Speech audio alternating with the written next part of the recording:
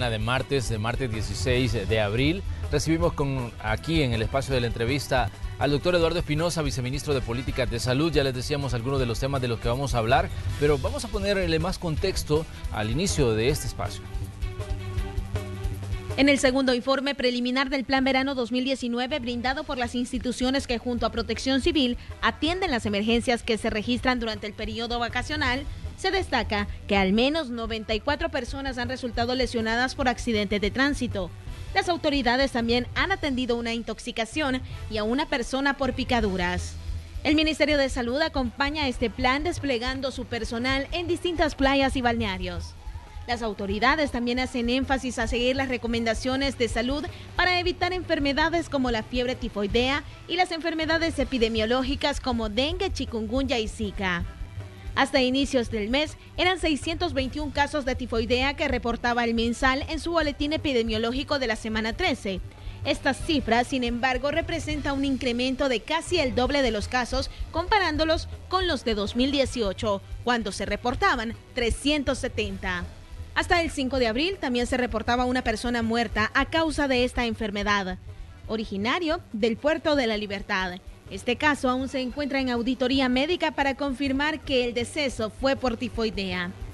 Otra enfermedad que mantiene en alerta a las autoridades es el sarampión.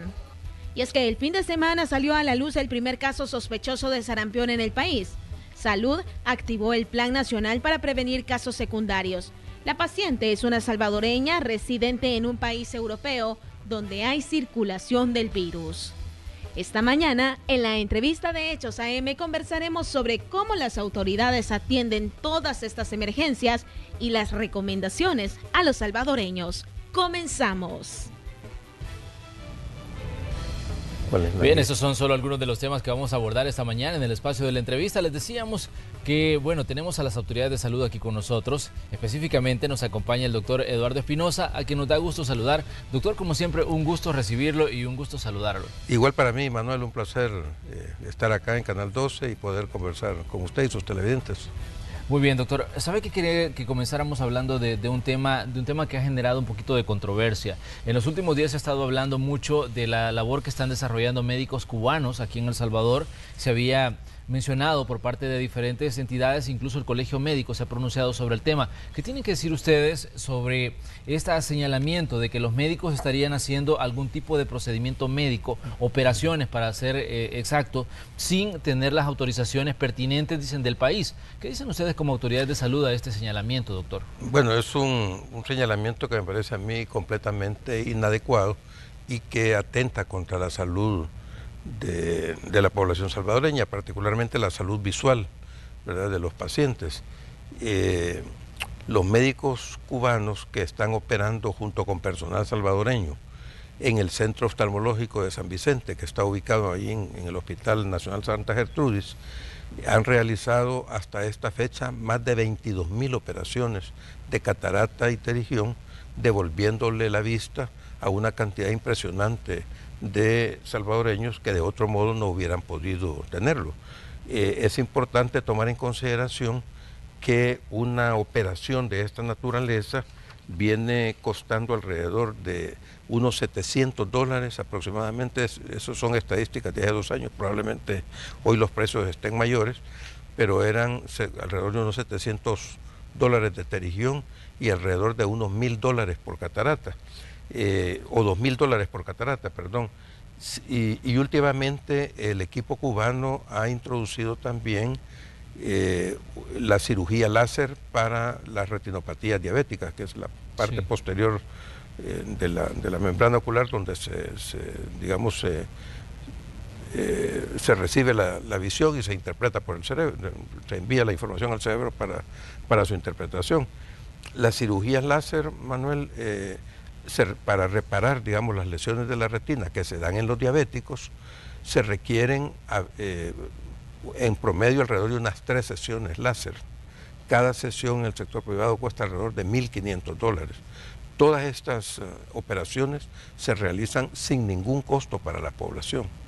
Por otra parte, Manuel, es importante citar que de estas 22.000 operaciones que se han tenido, la tasa de complicaciones que hay es infinitamente inferior a lo esperado, lo que es la mejor prueba de la calidad, de la profesionalidad, del profesionalismo, ¿verdad? Del personal que está trabajando en el centro.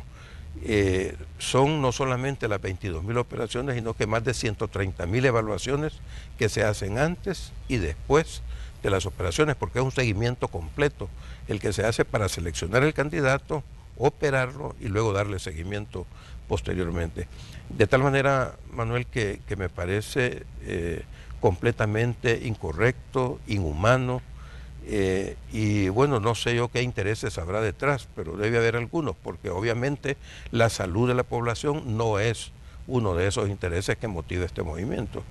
Es importante tomar en consideración que este personal ha sido debidamente registrado, ¿verdad?, con sus documentos apostillados, como es la costumbre, sí, ¿verdad?, para legalizar su entrada y el que puedan hacer de acuerdo a la ley sus intervenciones. Es que ese era uno de los puntos, doctor, cuando señalaba, por ejemplo, la Junta de Vigilancia de la Profesión Médica, decían de que se podría haber incurrido en alguna falla ética al no cumplir con todos los requisitos que esta gente tiene que cumplir, digamos, para poder desarrollar ese tipo de intervenciones como las que usted nos está describiendo. Ese es uno de los cuestionamientos, pero ¿consideran ustedes que salud o que los médicos no han incurrido en ninguna de este tipo de estas fallas a la hora de intervenir a las personas? Porque me parece importante el aspecto, digamos, de la ayuda que se le da al ciudadano que necesita una operación, pero también es importante aclarar esto respecto a alguna falla que se puede haber cometido. Pues mire, yo creo que aquí si hay alguna falla ética de por medio es la que está cometiendo el doctor Milton Brizuela, presidente del Colegio Médico, o el doctor Ricardo Lara, ex concejal del Consejo Superior de Salud Pública, o el actual presidente de la Junta de Vigilancia, Juan Carlos Portillo, que tendrán que cargar, ¿verdad?, con la responsabilidad de haber evitado que 7.500 salvadoreños, que es la proyección de operaciones anuales, hayan podido recuperar su vista por una operación que realizan cirujanos, médicos y personal en general de altísima calidad. Cuando ellos tengan que rendir cuentas ante la sociedad por las personas de tercera edad, a los diabéticos, a los hipertensos, tenemos, Manuel, casi 1 millón de diabéticos y otra cantidad de hipertensos similar, todos los cuales van a tener al menos un 50% de ellos retinopatías que deberían ser tratadas con esta cirugía, ¿verdad?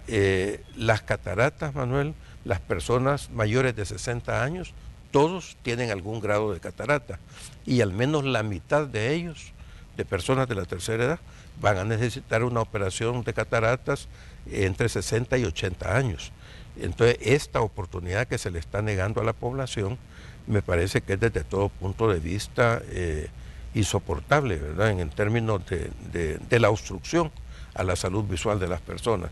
A mí me parece... Quienes cuestionan, doctor, decían de que esto era una ayuda que había venido con fines eminentemente políticos y que no tenía, digamos, ningún interés de carácter humanitario.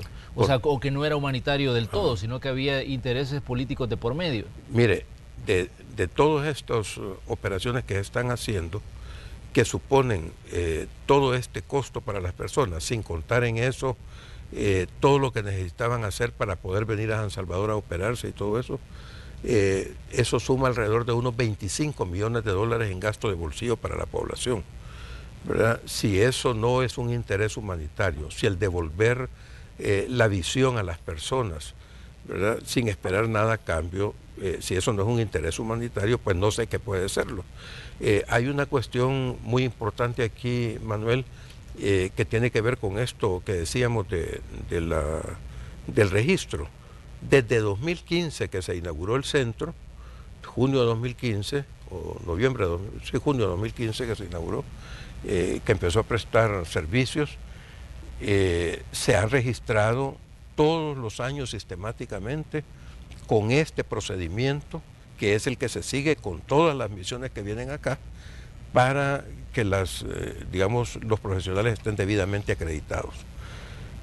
Hemos tenido aquí, por ejemplo, y yo quiero hacer este contraste, porque, digamos, muchas misiones humanitarias vienen acá con cirujanos o médicos de otros países que vienen también a prestar sus servicios acá. Y a ninguno de ellos se les está exigiendo lo que se les está exigiendo a los cubanos, lo que demuestra la parcialidad y la irracionalidad y lo reñido con la ética de este procedimiento. Hemos tenido acá, por ejemplo, los cirujanos cardiovasculares que operan en el Blum, que son alemanes, los médicos norteamericanos del Hospital Hope, los también médicos norteamericanos que operan prótesis de cadera y de rodilla en el Hospital San Rafael. A ninguno de ellos les piden todos estos requisitos que les están exigiendo a los cubanos. Entonces me parece fuera de toda perspectiva y racionalidad el estar exigiendo esto. Doctor, quienes cuestionan, digamos, esta misión de médicos cubanos también han pedido incluso que se destituya a la doctora Violeta Mengíbar y a la directora del Hospital Santa Gertrudis y que se investigue a la anterior Junta de Vigilancia de la Profesión Médica, decían, porque cómo se pudo autorizar, decían, este tipo de procedimientos. Yo le pregunto a usted, doctor, ¿El Salvador no tendría la capacidad de atender a todos estos pacientes sin la ayuda de los médicos cubanos? ¿No tiene los suficientes oftalmólogos y especialistas en esta área para poder, digamos, atender a la población? Mire, Manuel, cuando el centro comenzó a operar, todas las plazas que se iban a utilizar en el centro fueron sacadas a licitación. Ningún profesional oftalmólogo, que no son muchos, pero ningún profesional de los oftalmólogos que están aquí en el país, concursó para las plazas, ¿verdad? Entonces, por esa razón fue que el Ministerio de Salud recurrió y obtuvo la cooperación cubana, que es muy solidaria, ¿verdad? Muy humana, está acreditada, son cirujanos reconocidos. Centros como este operan en varios países de Latinoamérica y en otras partes del mundo, como África, ¿verdad? Donde funcionan sin ningún problema, igual que lo han hecho acá, y con una elevadísima calidad. Entonces me parece que resulta un poco traído de los cabellos querer decir de que se está bloqueando eso. Mire, no es cierto que estos 25 millones de dólares que se ha ahorrado en gasto de bolsillo de la población son 25 millones de dólares que hubieran llegado a la bolsa de los médicos que operan acá localmente. Esa gente jamás hubiera podido reunir los 2.000 o 4.000 dólares que requiere la operación para poder llegar al sector privado. Son personas de muy escasos recursos, jornaleros, obreros, pescadores, ancianos, ¿verdad? Que al final de su vida han presentado cataratas y han perdido su vista. Entonces, no hay ninguna razón realmente, Manuel.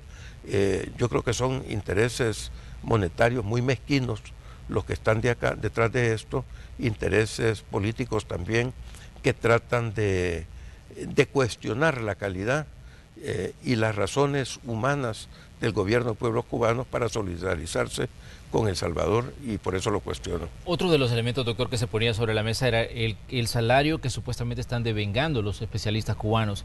Decían de que se le está pagando $1.100 mensuales a cada profesional de la salud de Cuba que estaba pues operando aquí en la zona de San Vicente. ¿Ustedes qué dicen como ministerio? Porque lo que hacían era la comparación entre lo que se le está pagando a un cubano y lo que se le puede pagar, digamos, a un médico salvadoreño, decían ellos. Sí, mire, ninguno de ellos está ganando más de lo que gana un especialista salvadoreño, ¿verdad? El salario que reciben es 1.100, que es inferior a los 1.300 que gana un especialista acá por un tiempo similar, con el agravante de que ninguno ha querido acudir al centro oftalmológico a operar ahí, ¿verdad? Entonces, por otra parte, no es una misión esporádica. Están aquí permanentemente operando todos los días del año. Entonces, lo menos que podemos hacer nosotros es reconocerles sus emolumentos. Se han privado de su país, de su familia, de su entorno, para venir acá a brindar sus conocimientos al pueblo salvadoreño. Es un trabajo que realizan acá y por el cual merecen un reconocimiento. Es inferior al salario que ganan los especialistas salvadoreños. Y además no tienen escalafón ni ninguna de estas otras beneficios que tiene el personal local. Entonces, doctor, ¿y cuáles son los términos, digamos, de este convenio de El Salvador con Cuba? Porque obviamente la administración del profesor Salvador Sánchez Serén ya se está finalizando. ¿Cuáles son los términos, digamos, de cooperación que van a continuar o se van a suspender a partir de, digamos, de la llegada al final de la administración del profesor Salvador Sánchez Serén y de la doctora Violeta Mengíbar, ¿no? sí, Como ministra? el convenio es un convenio que se renueva automáticamente y cualquiera de las partes lo puede denunciar. Yo particularmente pediría a los integrantes del gabinete del señor Bukele o al nuevo gobierno que evaluara objetivamente los resultados de la cooperación, ¿verdad? Los cubanos no han expresado ningún deseo de dejar de colaborar con el pueblo salvadoreño. Eso dependerá del nuevo gobierno si denuncia el convenio, ¿verdad? El convenio lo puede denunciar cualquiera de las partes, el gobierno cubano o el gobierno salvadoreño. El gobierno cubano no tiene intenciones de hacerlo y dependerá del gobierno salvadoreño si quiere continuar o no prestando este servicio, que son, como digo, 7.500 operaciones mensuales, lo que está programado con el segundo quirófano que se abrió en noviembre pasado. Es de reconocer, Manuel, es importante recordar que cuando nosotros llegamos habían un poco más de 100 operaciones, ya que se hacían en todo el año en la red de servicios del Ministerio de Salud, 100 operaciones. Hoy se hacen 5.200 y desde noviembre o a partir de este año la programación es de 7.500 operaciones, casi 150 pacientes diarios, ¿verdad? Los que se van a ver para evaluar, operar y seguir posoperatoriamente. ¿Considera usted, doctor, que puede haber algún tipo de interés político, digamos, en la interpretación que se está haciendo de la colaboración que están dando esos profesionales cubanos en la zona de San Vicente? Yo pienso que sí. Para el sector de la derecha, de la extrema derecha en el país, resulta muy molesto, ¿verdad? Resulta una contradicción con todos sus planteamientos el hecho que un gobierno como el de Cuba esté brindando un servicio técnico de alta calidad que muy difícilmente puede ser cuestionado desde el ámbito técnico, ético, ¿verdad? o humanitario. Entonces, eso, digamos, obstruye los intereses mezquinos de esta gente de querer desvirtuar este sentimiento de solidaridad del pueblo y gobierno cubano con el pueblo salvadoreño. Ahora bien, doctor, ¿solo en oftalmología es donde hay cooperación o también están en otras áreas de salud? Bueno, también estuvieron brindándonos colaboración en el ámbito epidemiológico, capacitando nuestro personal. Precisamente se acaban de graduar aproximadamente unos 30 epidemiólogos que se graduaron en el Instituto Pedro Curie. Fue un programa que se impartió desde el Instituto Nacional de Salud, donde los profesionales cubanos venían a dar las clases durante periodos de aproximadamente una semana, cada cierto tiempo con alguna frecuencia, y eso a lo largo de 2 años ha, digamos, culminado la semana recién pasada cuando entregaron esos títulos. También hubo, hasta muy recientemente, hubo alguna asesoría en la organización hospitalaria y en la organización epidemiológica, de tal manera que la cooperación cubana ha sido de mucha calidad técnica, ha sido muy puntual en las áreas en que el Ministerio de Salud lo solicitó para fortalecer algunos vacíos específicos que habían, que se han ido subsanando con gradualidad, preparando el personal necesario para eso. Doctor, una de las interrogantes que surge ante esta controversia es: hay una demanda, digamos, grande de profesionales en el área de salud, pero ¿qué es lo que pasa? En El Salvador no se está formando, digamos, la cantidad de médicos y de todo el personal que se necesita para atender a los salvadoreños. ¿Cómo no? Se forman los médicos. El problema es con la formación de los especialistas, ¿verdad? Los especialistas requieren un programa sostenido, prolongado, de mucha intensidad, que es lo que conocemos como los residentados. Sí. Son las áreas en las cuales se forman los diferentes especialistas. El proceso de reforma de salud inició desde el quinquenio pasado un proceso, digamos, de acercamiento a las universidades que tienen facultades de medicina para que asumieran, ¿verdad? Digamos, el aspecto técnico docente de seguimiento y formación de los médicos residentes, que es como sucede en todas partes del mundo. Eso era así cuando la doctora Rodríguez fue decana de la Facultad de Medicina y que organizó el sistema de residentados en los años 70, pero se perdió durante el conflicto. Se perdió durante el conflicto, fue asumido por los hospitales y cayó en niveles altísimos de corrupción que incluía el proceso de selección y todo esto. Entonces, desde el pasado quinquenio, nosotros hemos iniciado un proceso de limpieza de ese proceso, de garantía de calidad, ¿verdad? Y de sistematización del mismo con las universidades que tienen Facultad de Medicina, la Universidad Evangélica, la Universidad Alberto Maferrer, la Universidad Matías Delgado, la Universidad del Salvador, ¿verdad? Son universidades que han estado dándole seguimiento a las diferentes especialidades. Esto supone, Manuel, que cada universidad acredita los programas y les da seguimiento. Sí. Entonces, como hay digamos, ellos recientes están retomando ese proceso, no todas las especialidades están inscritas en esta cuestión, ¿verdad? No todas por ejemplo, no podemos formar, o tenemos mucha dificultad para hacerlo, radiólogos, oftalmólogos y algunas otras subespecialidades, ¿verdad? Entonces, pero las especialidades básicas ya están en un proceso que nos parece a nosotros, digamos, que no puede dar marcha atrás, ¿verdad? Y también hay algunas subespecialidades que se están incorporando, pero no está incluida la oftalmología, ¿verdad? Todavía ninguna universidad se ha hecho cargo del programa de oftalmología como para poder sacarlo adelante. Doctor, usted nos explicaba de que ustedes sometieron a licitación las plazas para poner a funcionar este centro de atención oftalmológica en San Vicente. Eso fue durante el periodo de la doctora María Isabel Rodríguez, al finales del primer quinquenio. La interrogante, doctor, es quizás si en determinado momento se quiere hacer ver como que si los profesionales cubanos o los especialistas cubanos le están quitando puestos de trabajo a salvadoreños. No es así, Manuel, porque nadie concurrió. Nadie concurrió digamos, al proceso, al concurso para asignar las plazas, ¿verdad? Entonces el concurso se declaró vacío, ¿verdad? Y eso obligó a buscar a los profesionales cubanos para que vinieran a hacer las operaciones. Y el hecho estaba claro, 100 operaciones al año contra 5.200 hoy. El contraste es incuestionable. Doctor, estamos casi al final de la administración Salvador Sánchez Serén, del profesor Salvador Sánchez Serén. ¿Cómo diagnostica usted, digamos, que queda el sistema de salud del Salvador? Sabemos que el sistema pues es complejo porque es uno de los más grandes, quizás que funciona en el Estado, y además consume mucho presupuesto y siempre hay una demanda de servicios en toda la red hospitalaria. E incluso no se respeta, digamos, los niveles de los hospitales porque mucha gente prefiere saltar la consulta en la unidad de salud y se va directamente al hospital, y esto termina saturando las áreas de los hospitales en muchas ocasiones. ¿Cómo, digamos, si yo le pregunto a usted, doctor, cómo queda el sistema de salud, digamos, para la próxima administración? Bueno, nosotros nos podemos sentir orgullosos de los logros que se han tenido.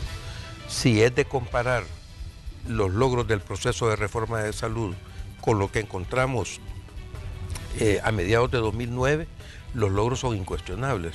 Por ejemplo, la supresión de los cobros en el sistema público, que era una barrera económica para que la población acudiera. Eso nos generó un incremento de casi un 25% en la demanda de servicios de la población. La reducción de la mortalidad materna, ¿verdad?, de niveles que, digamos, estaban sintonizadas con el resto de países centroamericanos como los más altos del mundo, y que hoy estamos entre las 5 mortalidades maternas más bajas de América Latina, ¿verdad? Es un tema incuestionable. El acercamiento de los servicios a la población, con casi la triplicación de las unidades comunitarias de salud familiar y con los 570 equipos comunitarios de salud que se desplazaron en los lugares más pobres del país, es también un logro importantísimo, sin contar cantidad impresionante de indicadores como la mortalidad infantil, ¿verdad?, la desnutrición, cantidad enorme, digamos, que serían objeto de varios programas quizás para poder citar todos los logros que se han obtenido. Obviamente hay brechas todavía, ¿verdad? Por ejemplo, seguimos teniendo un problema con los medicamentos, eso es incuestionable, pero también no se ha, digamos, a pesar de que han habido incrementos del presupuesto, no se ha, digamos, tenido una valoración completa, digamos, de las necesidades de presupuesto en términos de medicamentos. ¿Por qué, Manuel? Porque a medida que usted va solucionando el problema de las enfermedades infecciosas, como el caso de las arbovirosis, enfermedades diarreicas, enfermedades respiratorias, la expectativa de vida de la población crece. A medida que crece tenemos más personas de la tercera edad y más enfermedades de alto costo, hipertensión, diabetes, cáncer, etcétera, que requieren medicamentos de muy altísimo costo, ¿verdad? Y eso drena el presupuesto, ¿verdad? Entonces eso requiere un incremento presupuestario, ¿verdad? Y eso es una de las cuestiones, digamos, de la brecha que queda para el nuevo gobierno, ¿verdad? El poder seguir profundizando un proceso que ha traído tantos beneficios para la población como la reforma de salud requiere una mayor inversión en el ámbito de los medicamentos, ¿verdad? Por ejemplo, ¿verdad? Pero también una evaluación adecuada de las nuevas tecnologías sanitarias, porque a medida que el país va cobrando impulso y prestigio en el ámbito de salud, por ejemplo, tenemos solicitudes de muchos países para que les traslademos el sistema de información. Vienen a observarnos acá y todo eso, todo el sistema de vigilancia de la salud es también objeto de vigilancia y de admiración de muchos países. Entonces vienen acá a observar y a pedirnos que les traslademos la experiencia, etcétera, etcétera.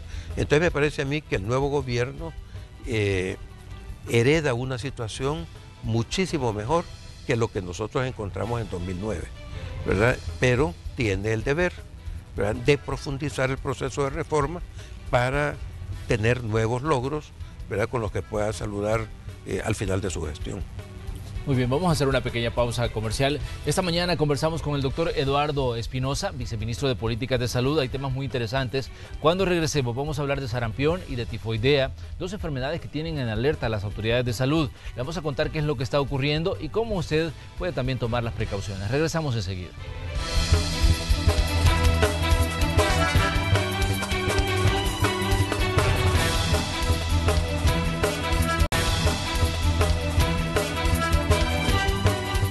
Esta mañana en el espacio de la entrevista estamos conversando con el doctor Eduardo Espinosa, él es viceministro de Políticas de Salud y estamos hablando de diferentes temas. Ya abordamos la situación de la controversia que se ha generado con las críticas a los servicios que están prestando una misión de médicos cubanos. Hoy vamos a hablar de otros temas que están generando también, digamos, mucha atención. El tema de las enfermedades. Doctor, se dijo que se había detectado un caso de sarampión. Esta es una persona que había viajado y que de pronto fue detectada aquí en El Salvador, pero que ya estaba bajo observación. ¿Qué significa para El Salvador, por ejemplo, encontrar un caso de sarampión en su territorio? Sabemos que en este momento hay una situación de emergencia en Europa, también en Estados Unidos, y usted me decía que en la parte sur del continente también hay casos de sarampión. El Salvador pues tiene ya mucho tiempo de no tener, digamos, casos de esta enfermedad, por lo menos no de la forma en que se daban hace muchos años. Ajá. Sí, como no, solo una última asuntito, recibí un mensajito ahí de la Misión Milagro que está operando acá, y me decía de que el viernes 26 de abril van a hacer una concentración en El Salvador del Mundo con los pacientes operados, que son una cantidad impresionante, ¿verdad? Entonces estamos comunicando a la población para que se sume a la demanda por el respeto a este derecho a la salud que se pretende violar. Únicamente, ya entrando en materia... Bueno, no, pero sí, expliquemos bien, doctor. No. La Misión Milagro son los médicos cubanos que están operando en la zona de San Vicente y son los que han atendido, pues usted me decía, a muchos pacientes, personas de la tercera edad, personas que no pueden costearse los costos en servicios privados de una operación oftalmológica. Sí. Ellos se van a concentrar junto a las personas que han operado en la Plaza Salvador del Mundo el día 26 de abril. A las 9 de la mañana. Entonces, la Misión Milagro, digamos, operó hasta, digamos, antes de que se instalara el centro oftalmológico, que vino a sustituir aquí a la Misión Milagro, pero todas las personas que se involucraron, que, digamos, identificaban a las personas que necesitaban la operación, que se iban a Cuba, que se iban a Venezuela, y eso era un costo importante porque había que pagar los boletos aéreos, entonces todo se ahorra hoy, ¿verdad?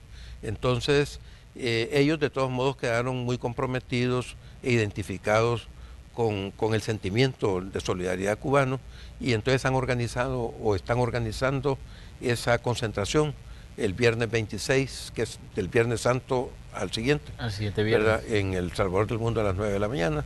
Entonces comunicamos eso a la sociedad salvadoreña, ¿verdad? Y que acudan, porque 1 millón de diabéticos, de los cuales la mitad van a necesitar cirugía de la retinopatía, si van a permitir que les quiten el centro oftalmológico, que vayan ahorrando los $4.500 que les va a costar, ¿verdad? O si no, se van a quedar sin ella, ¿verdad? O los pacientes que van a tener que pagar $2.000 por operación de catarata en cada ojo, ¿verdad? Entonces es una cuestión que quedará fuera del alcance de la mayoría de los salvadoreños. Muy bien. Doctor, hablábamos del caso de sarampión, que decíamos que hay un problema serio con esta enfermedad en Europa, en Estados Unidos e incluso en la parte sur del continente, y de pronto surge la información de que se había detectado un caso aquí en El Salvador. ¿Qué información tiene, doctor, y qué significa para el país detectar un caso de esta enfermedad? Bueno, no fue exactamente de que el caso, digamos, se detectó acá en el país. Realmente se trató de una persona que venía de Europa, ¿verdad? Y que cuando uno, digamos, establece el periodo de contagio y de cuándo probablemente tuvo esta gente contacto digamos, con la persona que le transmitió el virus, sí. Esto sucedió en Europa, viendo retrospectivamente. Sí. La persona comenzó a sentir las molestias cuando iba de aquí hacia Nueva York, que ya iba de regreso para Europa, sí. Y el exantema, incluso la erupción cutánea que es característica, le brotó al día siguiente, ya estando en Nueva York. Entonces, allá se fue a tomar un examen que reportó que era positivo a anticuerpos sarampionosos.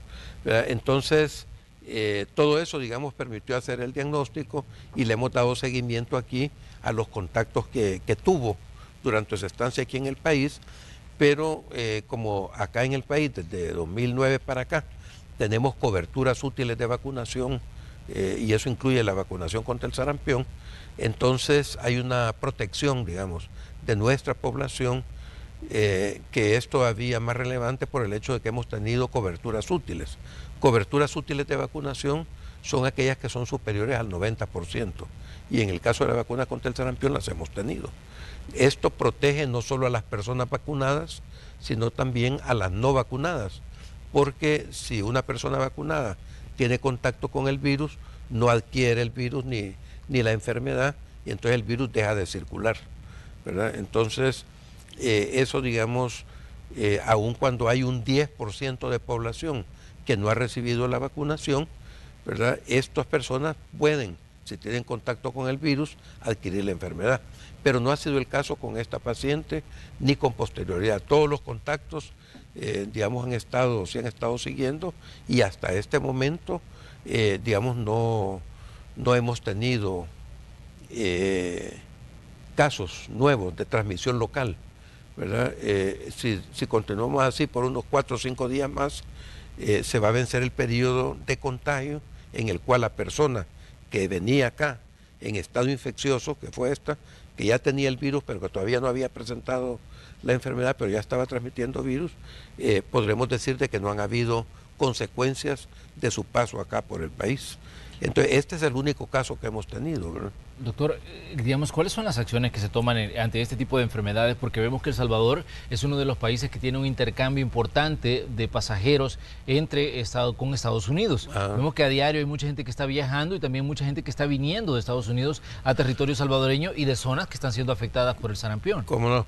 Bueno, mire, tenemos realmente lo que está sucediendo a nivel mundial es bastante preocupante, ¿verdad? Por ejemplo, Europa tiene alrededor de unos 30 países en los cuales hay epidemia de sarampión.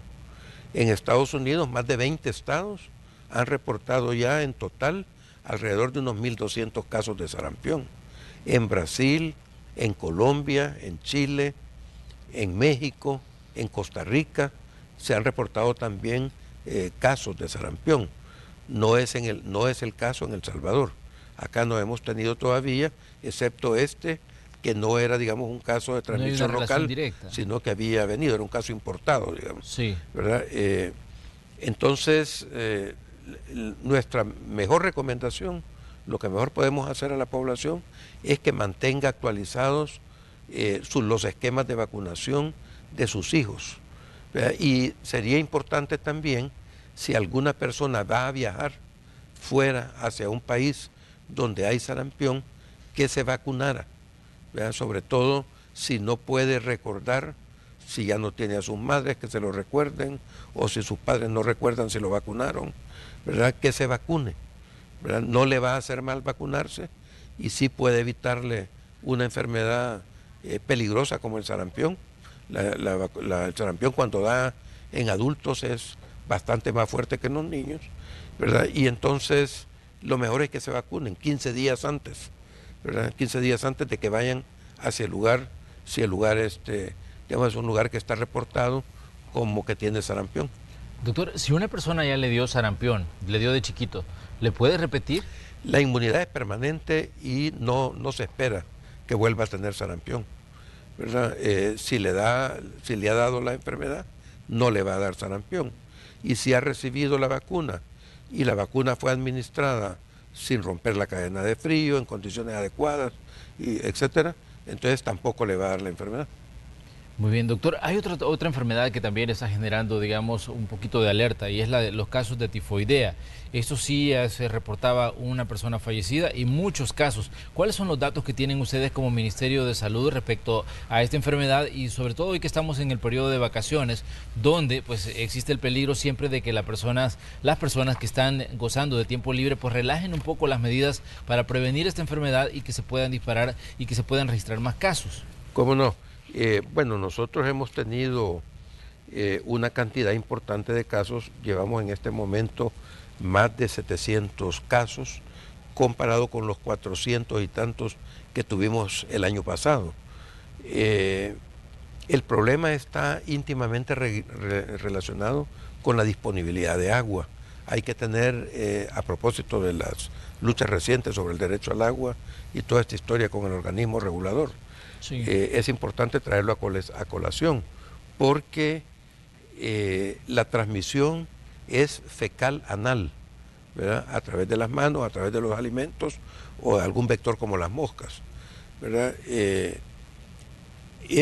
La única manera de evitarlo, la recomendación más frecuente que nosotros hacemos es el lavado frecuente de manos.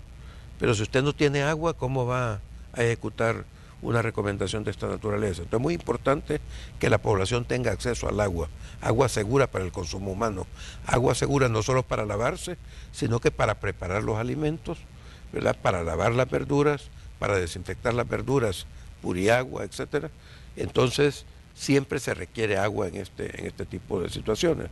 Y de hecho la tifoidea es una enfermedad endémica en casi todos los países del mundo, incluyendo los países desarrollados.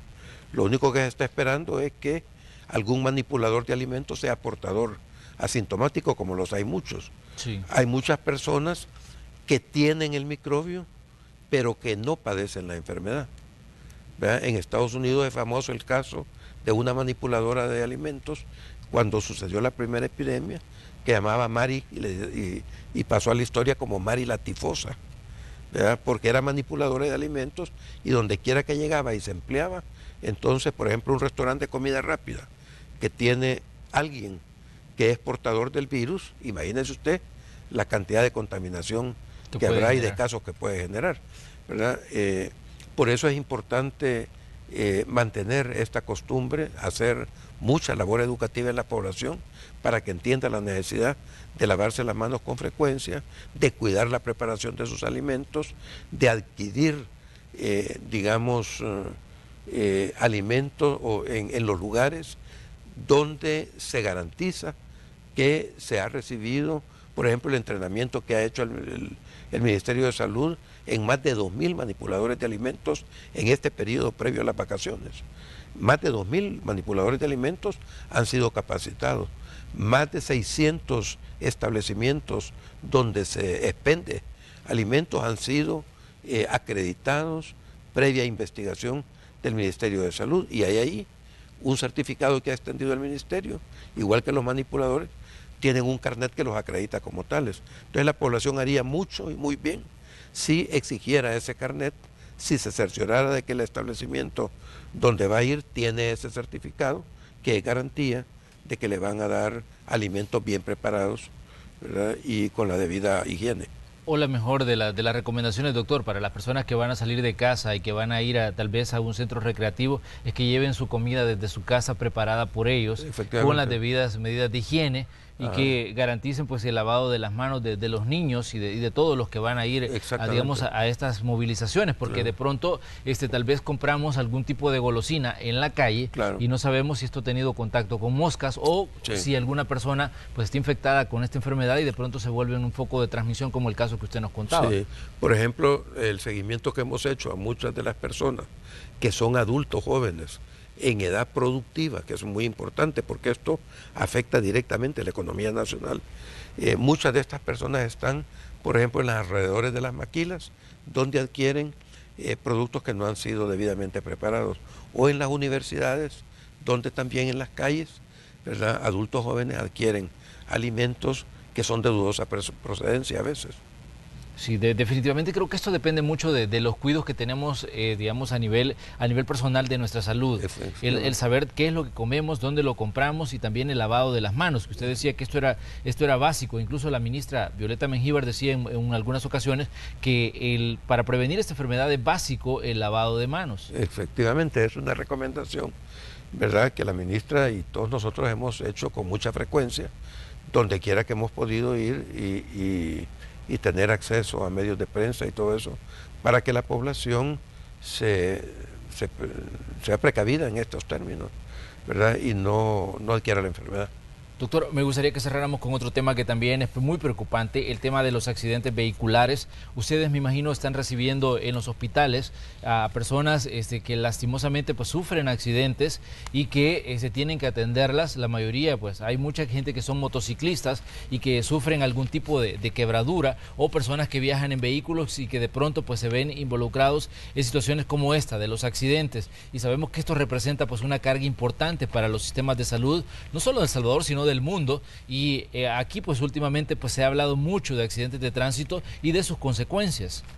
Efectivamente, Manuel, esto representa para el Ministerio de Salud un costo importante, no solamente en términos de lo que significa el dolor humano, la pérdida de un ser querido, la incapacidad por un miembro perdido o una larga incapacidad por fracturas y toda esta historia, sino que también en términos económicos, ¿verdad? Por ejemplo, el promedio del costo de una consulta ambulatoria en el caso de un politraumatizado recibido por un accidente es de alrededor de $75. Igualmente, el costo por día de un paciente politraumatizado es de aproximadamente $600 por cada día de estancia hospitalaria. Y todos los politraumatizados, el promedio de estancia es de al menos 5 días de hospitalización. Algunos más, ¿verdad?, pueden estar meses ahí, pero en promedio son 5 días. O sea que tenemos un costo de aproximadamente en promedio de unos $3.000 por cada traumatizado, sea tripulante de vehículo, tripulante de una moto, de una ciclista o un peatón, ¿verdad?, que son la mayor parte. Nosotros tenemos, por ejemplo, que por cada tripulante de vehículo que atendemos 4 peatones. O sea que la mayor carga la tienen no los tripulantes de los vehículos, sino los peatones, que son atropellados debajo de las pasarelas, cuando van en los pasos cebra o en los vehículos de transporte colectivo, ¿verdad?, a veces. Y la otra cuestión, el otro costo importante, está dado por las unidades de cuidados intensivos, donde los costos son de $3.000 por paciente por día, ¿verdad? En el Bloom y en el Rosales, por ejemplo, estos son los costos que hemos tenido. Hay medidas muy sencillas, Manuel, que pueden ayudar a la población a evitar las consecuencias severas, graves de un accidente. Por ejemplo, casi todas las personas que mueren, que son motociclistas o ciclistas, lo hacen cuando no llevan puesto el casco de seguridad. Casi siempre es el tripulante del motociclista que no lleva casco de seguridad, pero también pues el motociclista mismo. Hemos tenido ya choques entre motos, por ejemplo. Sí. ¿Verdad? Cada vez son más frecuentes y también generan siniestralidad, ¿verdad? Entonces, el uso del cinturón de seguridad es una cuestión importante también para evitar, eso puede reducir hasta en un 40% las muertes para los tripulantes de vehículos, ¿verdad? Es un elemento muy importante. Hay otros, por ejemplo, que no se suelen hacer para los peatones. Por ejemplo, los peatones, Manuel, deberían cuidar de caminar por la acera izquierda. Cuando ellos caminan por la acera izquierda, ven los vehículos cuando vienen. Sí. Pero si caminan por la acera derecha, se bajan de la calzada y se los pasa llevando el vehículo. Entonces deben caminar por la acera izquierda, ¿verdad? Cuando van. Y usar las pasarelas, no caminar en diagonal, sobre todo en la ciudad. Si caminan en diagonal, permanecen más tiempo en la calle y más chance de que los pasen llevando. Mejor caminar de una esquina a la otra y luego a la otra y no en diagonal. Son recomendaciones sencillas que pueden salvar vidas, Manuel. Muy bien, doctor, le queremos agradecer que nos haya venido a acompañar esta mañana. Sabemos que son días de mucho trabajo para ustedes, que el sistema de salud pues siempre recibe mucha gente que es víctima de emergencias, de situaciones que ocurren en carretera. La mayoría pues están ocurriendo ahí, de las emergencias atendidas. De hecho, Protección Civil estaba advirtiendo sobre el tema de los accidentes, que está disparando el número de casos atendidos, y eso pues significa trabajo para todo el personal del sistema de salud. Tenemos 14.000 recursos tensionados en funciones del plan verano, y bueno, la mayor parte de estas cosas se ven en las playas, se ven en las carreteras, etcétera, y la población tiene todas las recomendaciones del caso para evitar ser parte de una víctima y formar parte de las estadísticas. Doctor, le queremos agradecer que nos haya acompañado. Muchas gracias, como siempre, pues un placer conversar con usted. Gracias a usted, Manuel, y felicidades para todos sus televidentes, unas felices vacaciones. Vamos a ir nosotros a una pequeña pausa comercial, pero les invitamos a que sigan con nosotros. Somos Noticiero Hechos AM. Tenemos más noticias que contarles en este día. Variedades Génesis presentó